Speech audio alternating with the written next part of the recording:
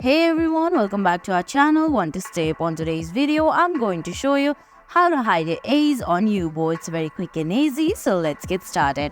First, open the Yubo app on your phone. If you don't have the app yet, you can get it from Google Play Store or the Apple App Store. Once you do that, open the app and sign in. Now on your screen, you can see options like swipe, friends, activity, chat, and live. You have to go to top right corner and select the user icon. Once you do that, go to gear settings option. There you can see there are options like account, safety and privacy, post notification, and swipe settings. On the swipe settings, you can see don't show my profile option.